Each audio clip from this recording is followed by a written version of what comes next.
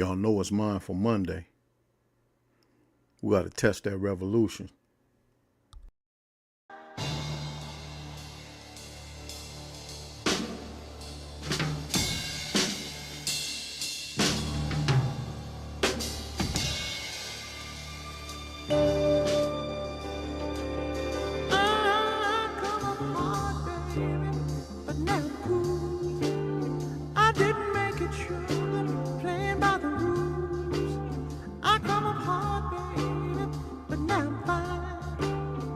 Checking troubleshoot, moving down the line. I come up hard, baby, but that's okay, 'cause trouble, man, don't get in my way. I come up hard, baby. I've been for real, baby. Gonna keep moving, gonna go to town. I come up hard, I come up getting down. There's only three things that can show: taxes, death, and trouble. Oh, this I know, baby. This I know, sure. Girl, ain't gonna let it sweat me, baby.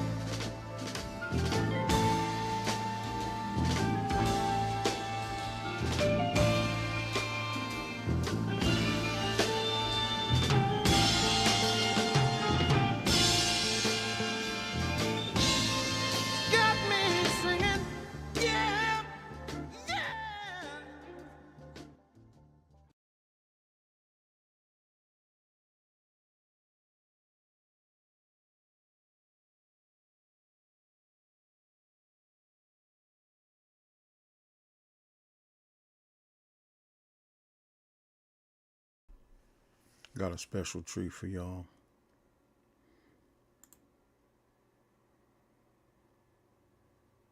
Hold on 1 second, y'all. I don't believe I'm gonna die in no car, Red. I don't believe I'm gonna die slipping on no ice. I don't believe I'm gonna die because I got a bad heart. I believe I'm gonna die doing what I was born for. I believe I'm gonna die half the people. I'm gonna die for the people because I live for the people. I live for the people because I love the people.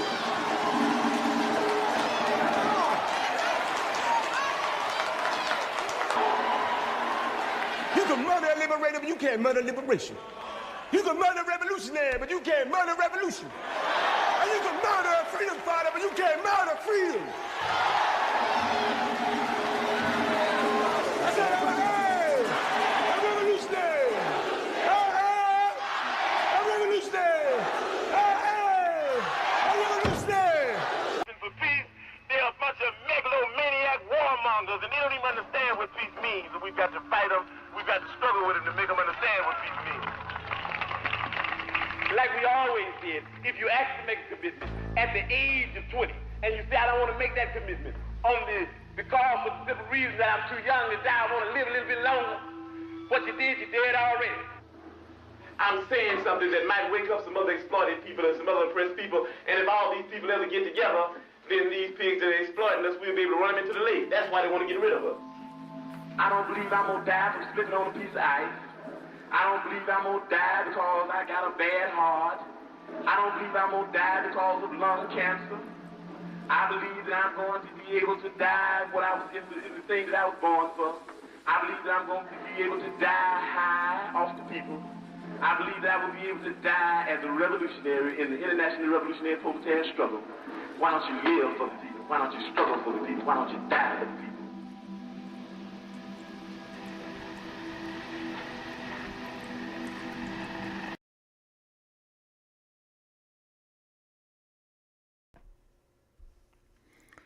Man, salute to Fred Hampton, man.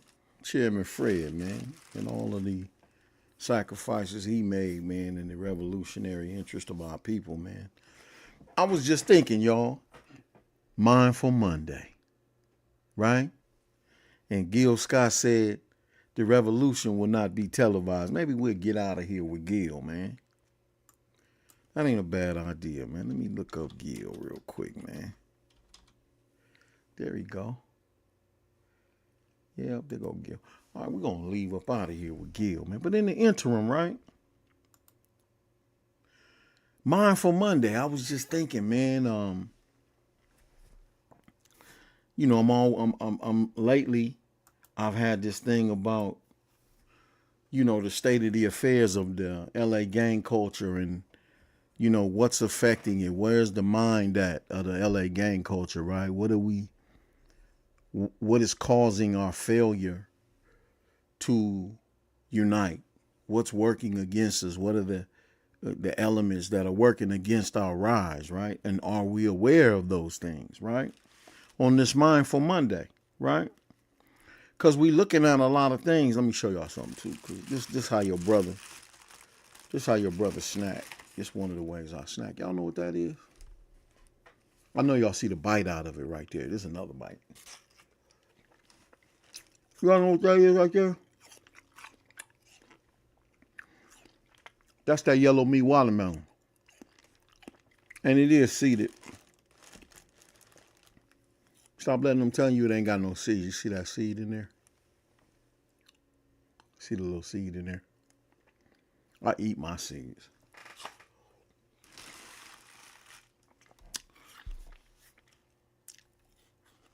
Strangely enough, it's sweet at this time of year. That's odd. That's one of them South things, y'all. But I'm a watermelonist because it's one of the best ways to hydrate your body, in case you didn't know that.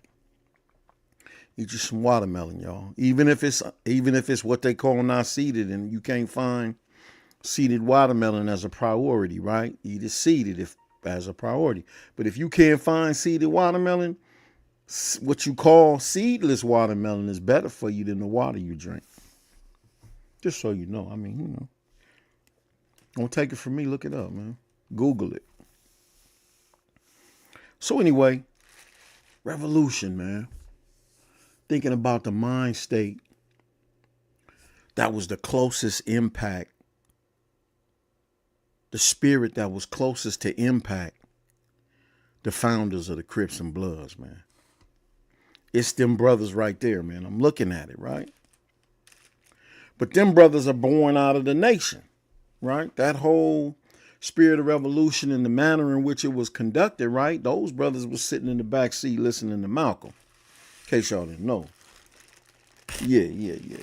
Huey and Bobby and all of them were sitting in the back seat. Fred and all of them. That's all the influences of Malcolm X, man. And Malcolm X was at the time one of the chief students of the Most Honorable Elijah Muhammad. So get your history right, man. Don't negate the major contributions of those who establish people that become charismatic to you that you like.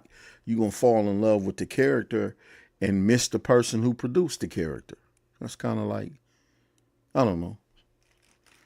It's slighting the man in a sense. He ain't tripping, but it's slighting the man in a sense. But in effect, it stunts your growth. Right? So we gotta be clear about these kind of things, right? Anyway, so I was just thinking, man, we're close to that type of spirit, man. That is the spirit of the period of time that brought about the Crips. And when I'm looking at I was looking at Kev Mack the other day, and I was listening to Craig Munson, and what the avenues were, right? And they don't seem, I don't know a lot about the avenues, so this is just my take on my observation, right? And much love and respect to the avenues, right? All of those who, impacted what my life became, right?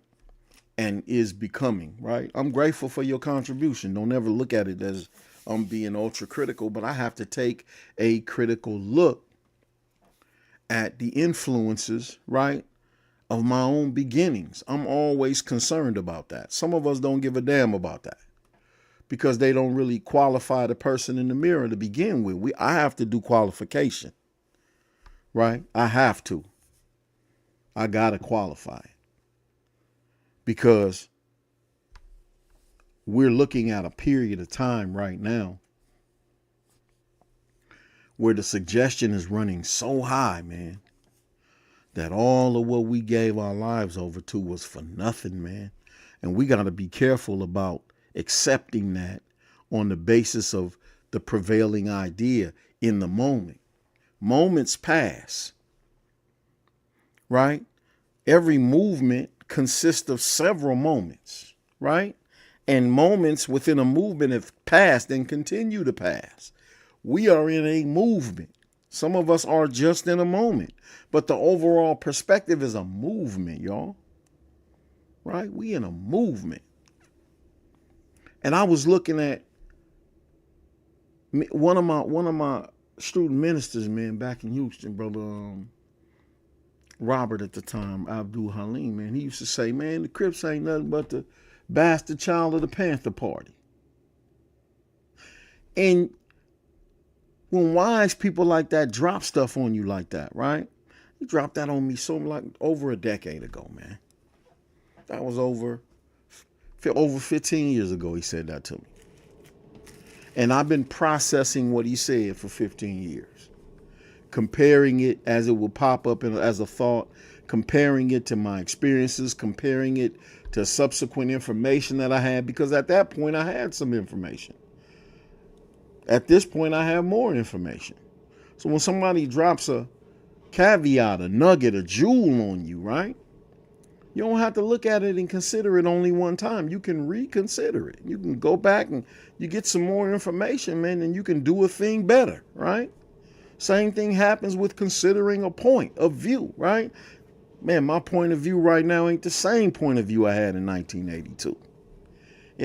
It wasn't the same from 1982 to 1990. You understand? 1995, it changed. Things altered my overall point of view. What are we getting to? What are we on our way to? For what reason? What purpose did it serve, right? Being a product of evolution. So your vantage point, your point of view has to evolve, y'all. And I'm trying to look at, and I'm just trying to help, right? As a counselor, like I said, man, I'm trying to help. Right? I believe that the thing that I'm attached to, involved in, committed to, and doing, right, is the ultimate thing that you could be doing in life. Period. That's what I believe. I believe that there is no greater experience in life than what I'm currently in right now. I really believe that. I ain't seen nobody talking or in history that I've studied that compares. And then that's within my ability to make a comparison, but I got some higher up brothers that make similar comparisons, right? So I can go borrow from a higher source than mine to solidify my comparisons. Like, yeah, that is how I saw it. Yeah. We are them dudes. We are them men. You know what I mean? But yeah, but I'm here to help, y'all. Really, I really am, man. I came back. I had left. I came back to help based on some conversations I was having with some loved ones, man. And knowing what I know, and I'm knowing that there's certain things that they should know that they're not making themselves privy to. I'm saying maybe I'm being selected as the one who should go back and make sure that that bridge, you know, we fill the gap on that bridge so that they can get across it. This bridge is about communication and understanding what it is we're involved in and for what reasons are we still involved in it. And I'm saying, like, you know, if and this is on conventional wisdom. There's a wisdom that surpasses conventional wisdom, though. Conventional wisdom is what everybody generally and commonly understands, which is typically not much. I'm just telling you, that's typically not much. That's so persuaded and manipulated, right? You really can't trust conventional wisdom, right? Because it was left to those in the convention. It was left to those in that kind of like a play on words, huh? Can't trust conventional wisdom because it was kind of left to those in the convention. No, but so I'm looking at the gang thing, man.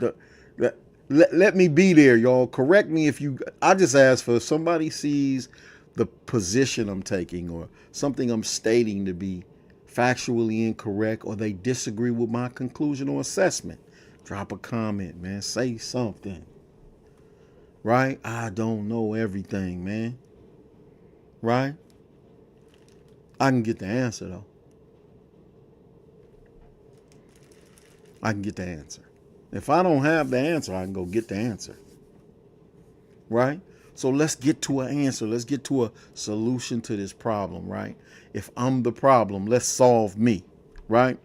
If what our activities are is the problem, let's solve that, right? Let's get to a solution on all of the things that are our challenges, right? That's where I'm at.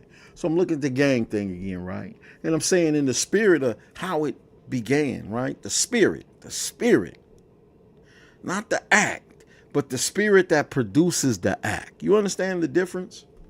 Does everybody understand the difference between the act itself and the spirit that produced or caused the act? I'm looking at the spirit of people like Fred Hampton, Huey Newton, and Bobby Seale. And when my readings,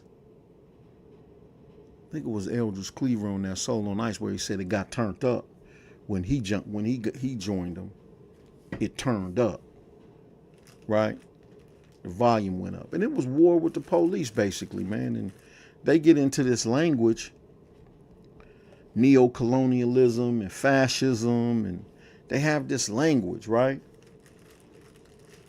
That's kind of politically motivated, right? And like I said to y'all, I remember, and I'm talking about the Panthers right now. I remember my personal experience with I have an actual personal experience with the Panthers because when I was going to 102nd Street Elementary, right, on the corner of 103rd and Wilmington, right, back then, across the street, across Wilmington from 102nd Street, there was a center. And I used to call it WLCAC, but I think it was I think I was talking to back in the days, man. I was talking to OG Pasquale. Shout out to Pasquale. I hope he living, man. I ain't heard nothing about OG Pasquale, man, from Grape, right? But I think I was talking to him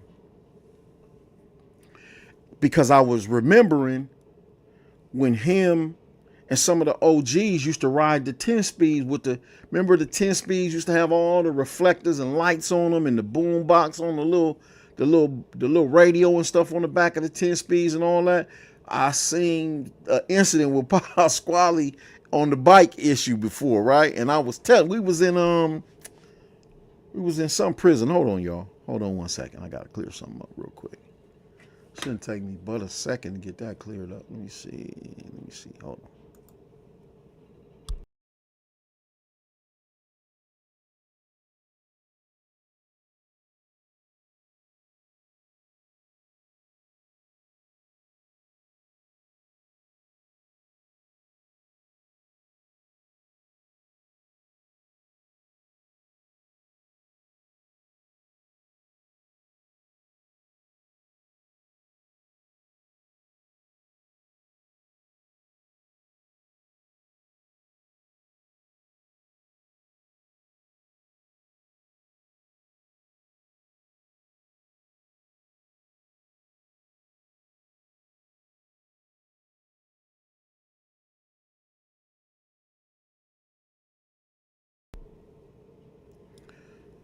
Okay.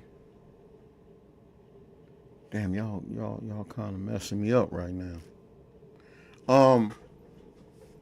So yeah, I was talking to Pop Squally, and I was remembering something that I had seen go down with him on Wilmington, because they all used to work. I think they worked in Compton at the WLCAC Center. And I just don't remember exactly. He was trying to explain to me, this was so many years ago, man. And he was telling me where, like, nah, that wasn't this WLCAC, that was this. And it was a different center. But anyway, going to 102nd Street,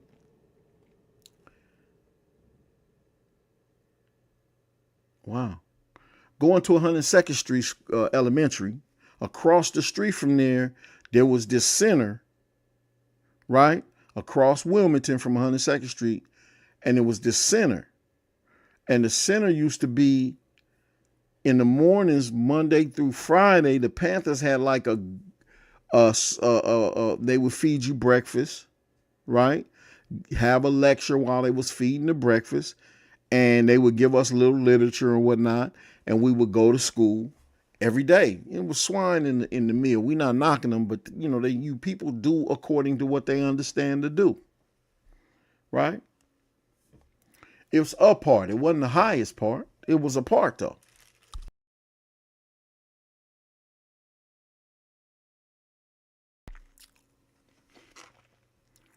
So it definitely was valuable.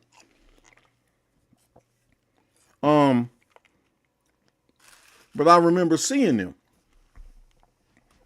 This had to be 70, 71. Probably even a little more than like 72. Maybe the latest 72. I would say the latest 72. But yeah, they would feed us and we would go to school and they would teach on us. But back then, we wasn't aware of what we was being taught. We did know, and I can look back and reflect, that there was a lot of police violence in Watts at that time, though. I remember that. There was a lot of police violence.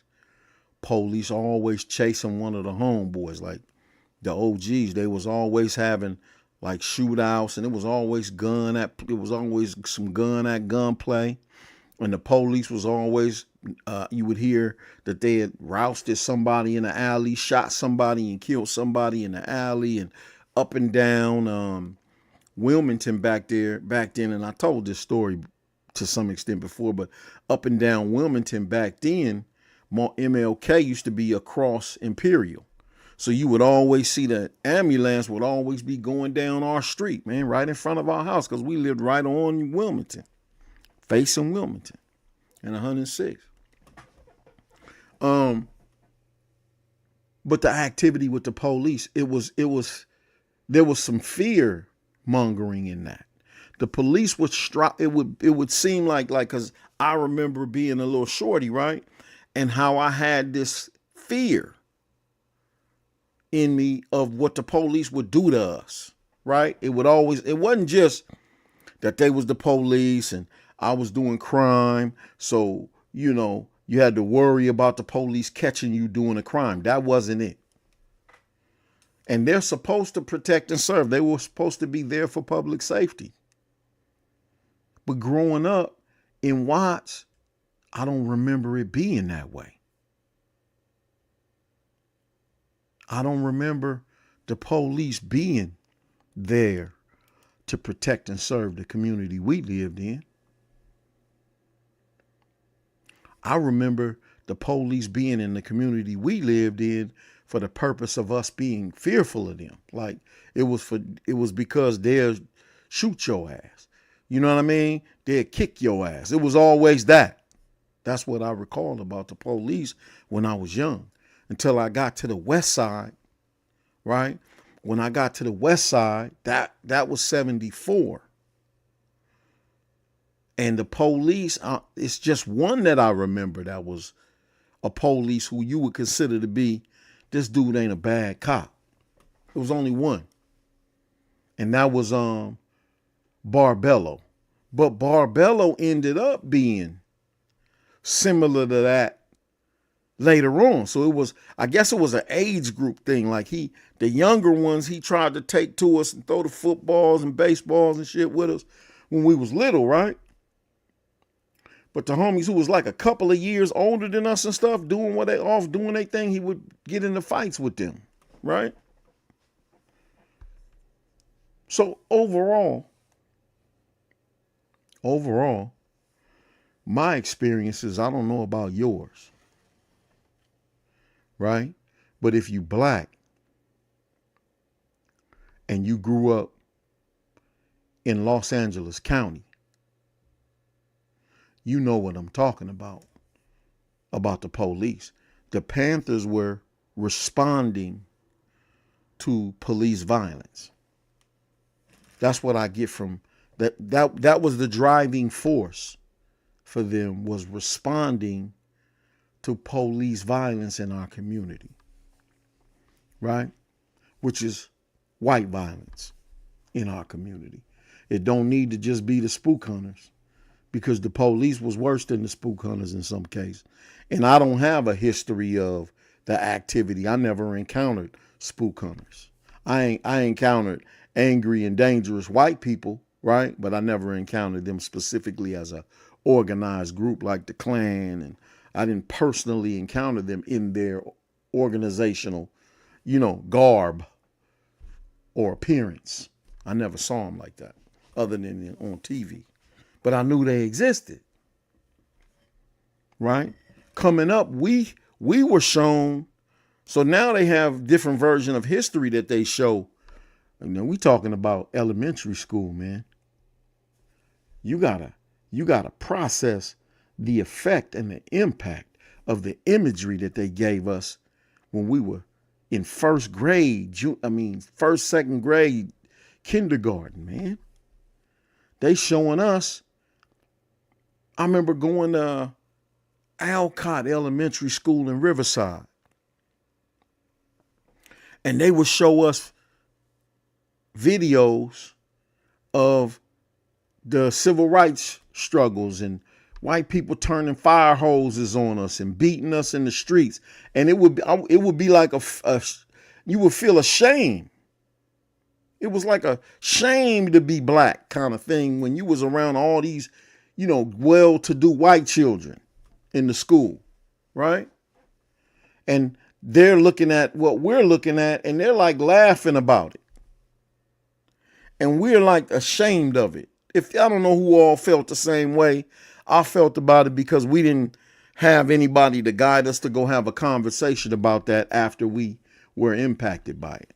We weren't so guided, right? Should have been.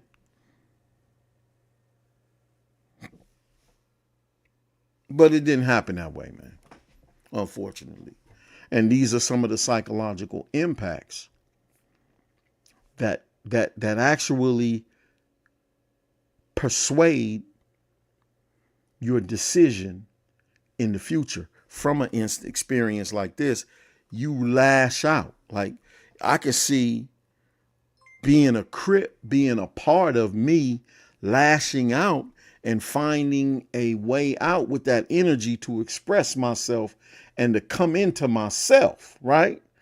With some dignity after the destructive impact of that imagery that we were hit with as young children, man, in them elementary schools and stuff, being shown as victims, to white authority, white influence, white empowerment, white power. We were victims of that. So I could see now I want to respond. I want to have something to say about how I'm being impacted to that, but I have no voice. I don't have a voice. It's like being strangled. You don't have a voice.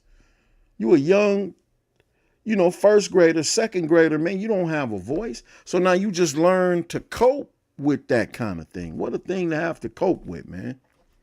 That's madness that you have to cope with that. I don't believe that to this day I've fully processed those experiences, right? But I'm doing a correlation now. I'm saying, how many of us were actually impacted by the imagery of us in the civil rights struggles, the pictures, the images of us being beat, hoses and stuff like that by these white people, and then not having, and then being around other people like white people and Mexican people who weren't impacted by these kinds of things. Right? How many of us were actually affected by stuff like that? And then is it possible, right, that the pride of the gangs, right, gave you a voice in response to how you felt about those kind of experiences? Is that possible? Is that happened in any instances with any of us? Because I can see a correlation in it. I can see it. All right, that's it. I ain't gonna eat my yellow watermelon on y'all. It's ice cold too.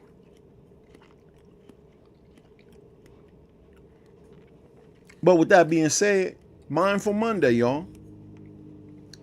Is the revolution being televised? Do we remember the revolution?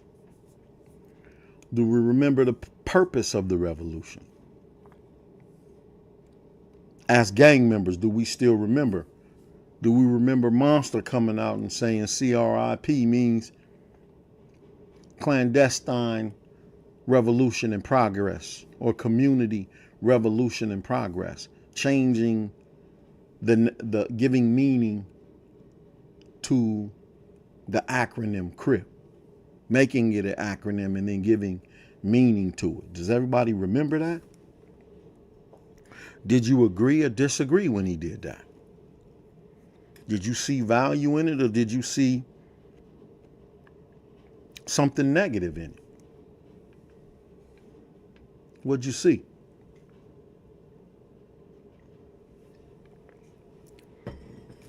Since I met Monster in 1982, and I told you the history of some of my experiences with Monster, it wasn't many. Me, him, and my homeboy Insane in Eastlake when they kicked Monster out of Eastlake and sent him to the juvenile side of the county. When I first got into it with the show lines and YTS when I got there, when I first got into it with not really got into it, but had a little issue with Big Diamond from A-Tray Gangster when I got there, and his intervention in that. I think I told the story of Trey Ball, Lil Trey Ball, both Trey. Yeah, I did, because I said both Trey Balls. Rest in peace, from A-Tray Gangster. How we were in the day room when Trey Ball got a letter from Monster, when Monster got to San Quentin. And he got a letter, and I was like, man, Monster penmanship was like damn near perfect. Like it was very detailed, like he drew it. Nothing off in his penmanship, right? Had the proper slant on it with the blue ink, right? And he wrote a letter, and he was really telling the gangsters. He wasn't just talking to Trey Ball. He was talking to the gangsters, right? Saying that he had embraced consciousness,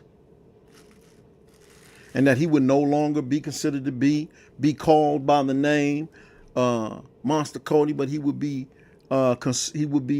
prefer that he be referred to as Sanyika Shakur. I remember reading the letter, because Trey Ball was like, "What's the homie on?" And I'm looking at him I think he just like getting into like that revolution stuff. You know what I'm saying? Hey man, it's a trip when you look back at previous stages of your development, man. That's where we was at, man. And we in TS, we that had to be like 84, 85. That had to be like 85, I think. We 20. Right? And we tripping off a Monster, because Monster, to me, it was always advanced. Like he was always one of the homies. You know, he was advanced, man. He was a critical thinker.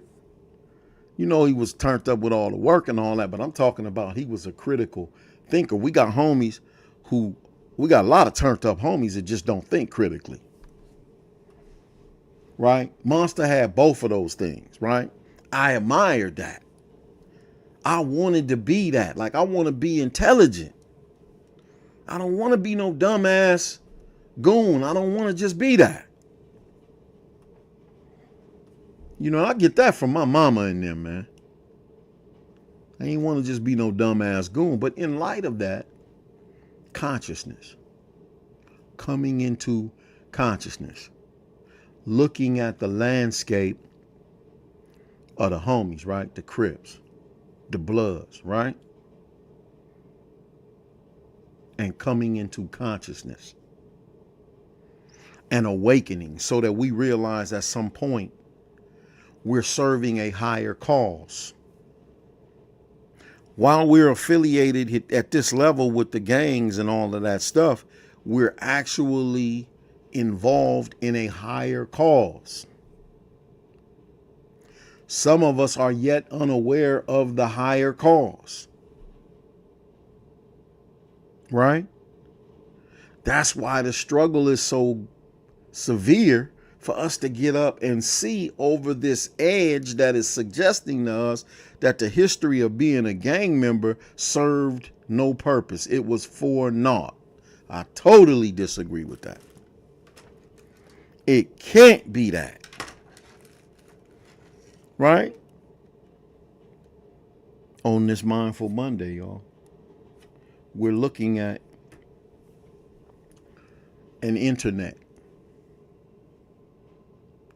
Not only is the TV cycles on cable and whatnot, it's like a drum, right? Because you see the same news in a different cycle with a different presenter, probably about 6 to 7 times a day. Breaking news, and it'll be the same thing that broke at 9 o'clock at 12 o'clock. Breaking news, and it'll be the same thing that broke from 9 o'clock that they repeated at 12 o'clock at 3 o'clock. Breaking news. And then in between that, you may get a little bit of new information, right? But the cycle is a repetitive sound, like they're repeating the news cycle. So you ain't missing it, right? But it's commercialized. It's approved. It's designed to shape your opinion. I'm going to tell y'all something, man, and I think I said this to y'all, man, but I'm being honest with you. I ain't got no problem pointing my flaws out, man. Listen, I was so tuned out that until Donald Trump became president the first time, I didn't realize that there was a difference politically between Fox News and CNN. He made that clear to me. Like when I saw that and how they started to cover him and they're berating him on this side, on CNN, they knocking him down, on Fox, they pulling him up. I'm like, wait a minute, did they just say? I had to go back and forth a few times and watch some cycles. I'm like, was this a moment? Like, nah, this how they get on. Right? Crazy, man. Supposed to just be news, north, east, west, south. Information from each direction. Giving you a 360-degree account. 90 degrees at each point and angle. Well, let me get to building my science on y'all. I don't want to do my science on y'all, but I'm just saying, news in a cycle. A cycle is 360 degrees as well. But that's not a full cycle. It's slanted. Things have been taken out from it to persuade you in one direction or the other. Therefore, it's not 360 degrees. It's biased news. You could almost split it in half and say Fox is 180 in this direction and CNN is 180 in that direction to form our opinion. So is the revolution being televised? do we see the revolution? Right? Revolution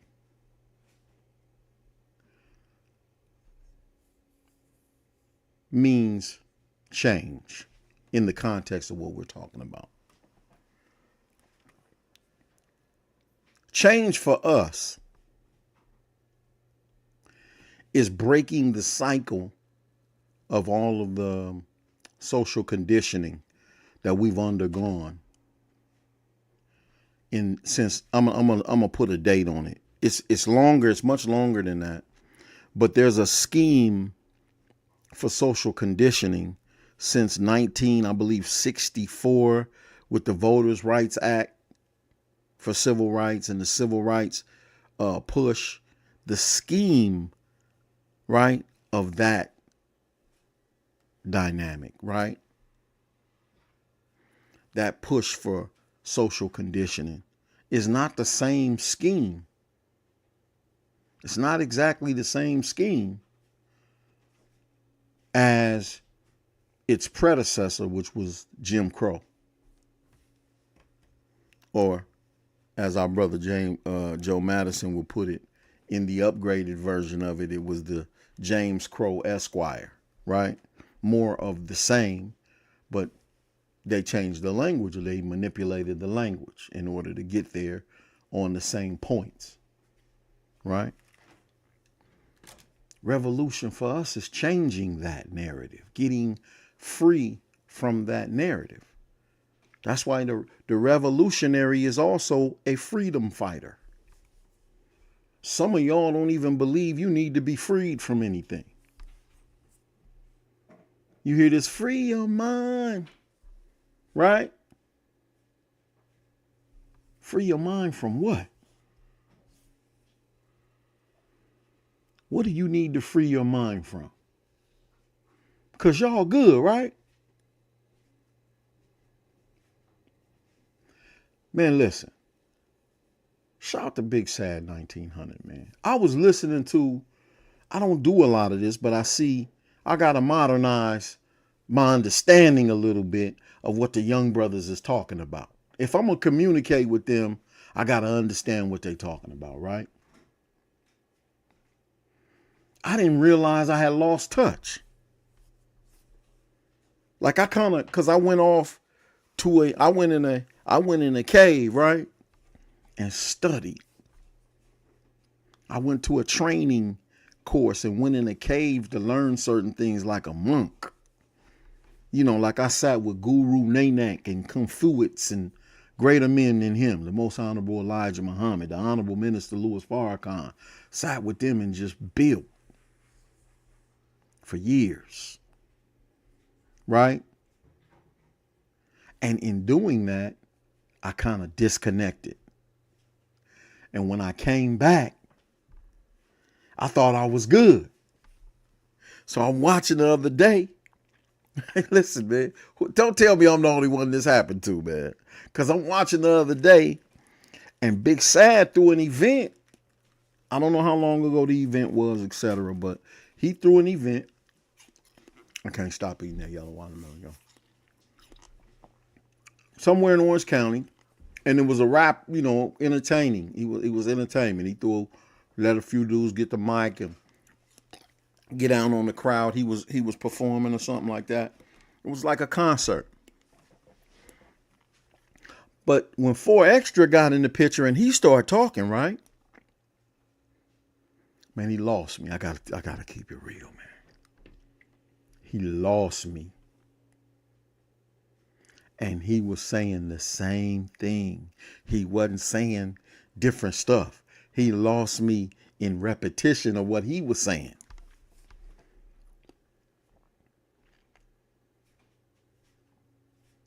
Everything was dead homies cuz on hood. Dead homie on hood. And I'm like, okay, on the dead homies, that's on neighborhood.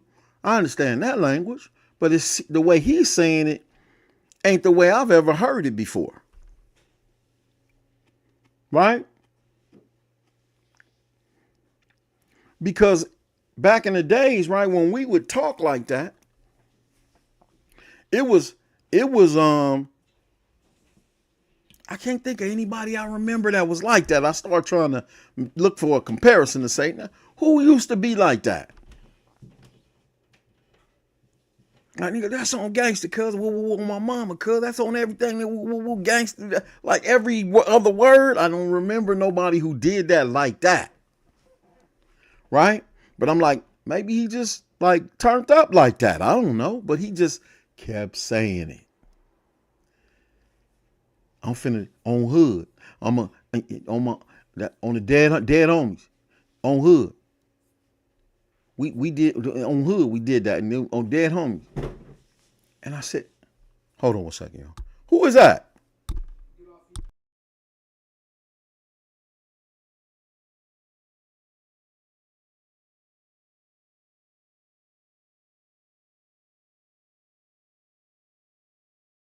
That's my baby. Yeah, go help her, man. She's struggling out there. Hold on one second.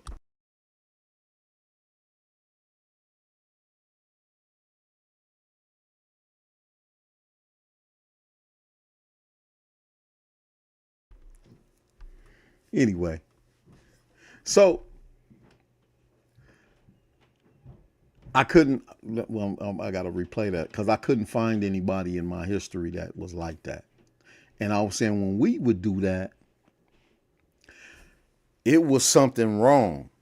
Like it was, if you ever saw me going off, like putting the emphasis on something, something's about to happen. And I'm like, is that where this young brother's at? He's just always right there, like with it about to happen, because that's what that is. That to me, that's what that is. But to him, it's just the norm. So now I'm looking at all of the young brothers, and this is just how they talking. And it's so limited. What they're expressing is so limited, man. It's almost like, you know how we say don't cuss, because when you use curse words, it increases unintelligence or lack of articulation or use of diction. When you use cuss words, you know, it's replacing the energies going there without the proper words to develop the brain, etc. You know, words are very important.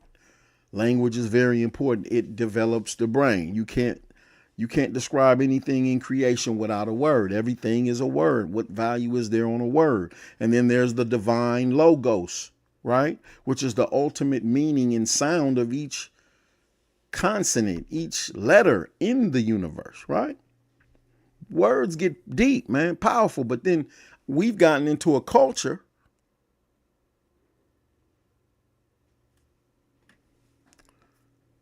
where actual language is losing its value. The language we speak is becoming more and more, I don't want to say meaningless, but unclear. It's not clear. And it may be clear as a God whistle to them. They may be, we clear, Unc. I don't know what you talking about. Like if I sit down with one of them and they be like, Unc, we saying this. Only you just don't get it because you're an old head, right? They might do me like that. I have to take it. You know what I mean? But I'm saying at this point, man, it doesn't seem like there's clarity, right? And then I start listening to mumble rap, and I'm making comparisons with the mumble rap to how the homies is talking. And it's blurred conversation. It's blurred. And I just wonder, can you come out of that and actually dialogue? Get all, like, without the influences of the syrup and the lean and whatever that is, right?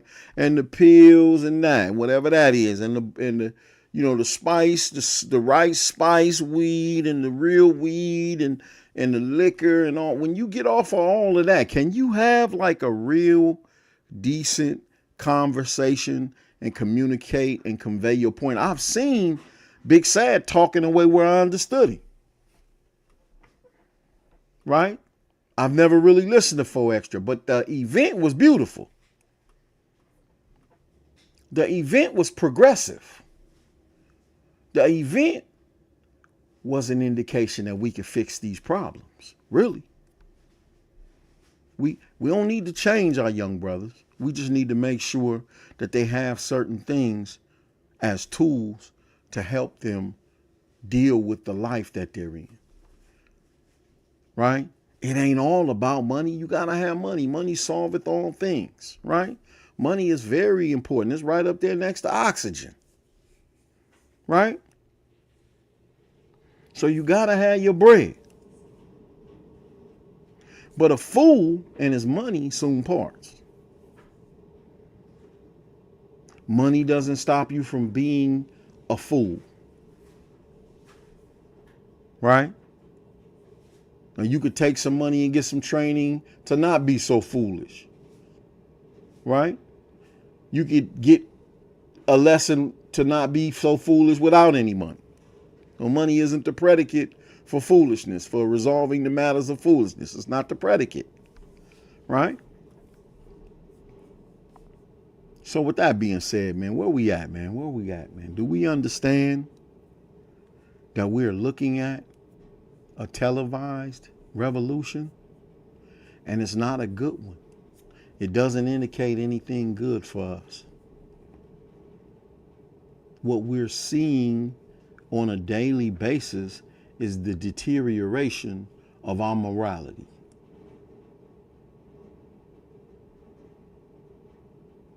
It can never be money over meaning, right? On this Mindful Monday, I'm going to say that. It can't be money over meaning, money over morals.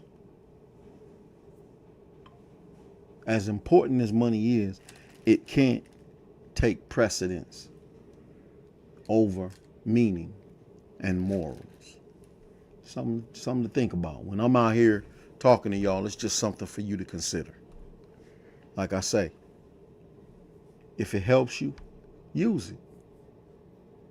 If it don't do you no good, burn it, man. I'm good with that. Burn it. Right? But you can't say that I didn't say it to you. That being said, man, I don't have much more to say, man. I'm gonna get out of here. I'm gonna get out of here and go get out in the community, man, and service the community as I strive to do at least 5 days a week. The weather's changing. I'm making some headway with getting 1 or 2 of my trucks on the road. I am hiring the right people. I will let y'all know that now. If I can promo and plug, I am hiring. I need CDL Class A drivers with at least 2 years of history and a clean MVR. Right? I need that. And with that being said, it's your brother, Free. Y'all continue to have a blessed one, man. Keep your head on that swivel.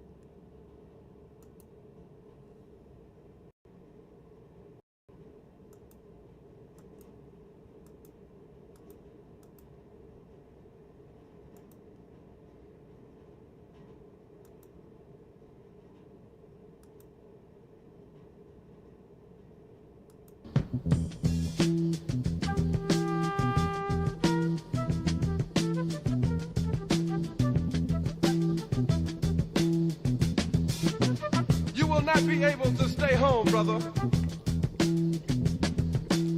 You will not be able to plug in, turn on, and cop out. You will not be able to lose yourself on Skag and skip out for beer during commercials because the revolution will not be televised. The revolution will not be televised. The revolution will not be brought to you by Xerox in 4 parts without commercial interruptions. The revolution will not show you pictures of Nixon blowing a bugle and leading a charge by John Mitchell, General Abrams, and Spyro Agnew to eat hog maws confiscated from a Harlem sanctuary. The revolution will not be televised. The revolution will not be brought to you by the Schaefer Award Theater and will not star Natalie Woods and Steve McQueen or Bullwinkle and Julia. The revolution will not give your mouth sex appeal. The revolution will not get rid of the nubs. The revolution will not make you look 5 pounds thinner because the revolution will not be televised, brother. There will be no pictures of you and Willie Mae pushing that shopping cart down the block on the dead run. or trying to slide that color TV into a stolen ambulance. NBC will not be able to predict the winner at 8:32 on report from 29 districts. The revolution will not be televised. There will be no pictures of pigs shooting down brothers on the instant replay.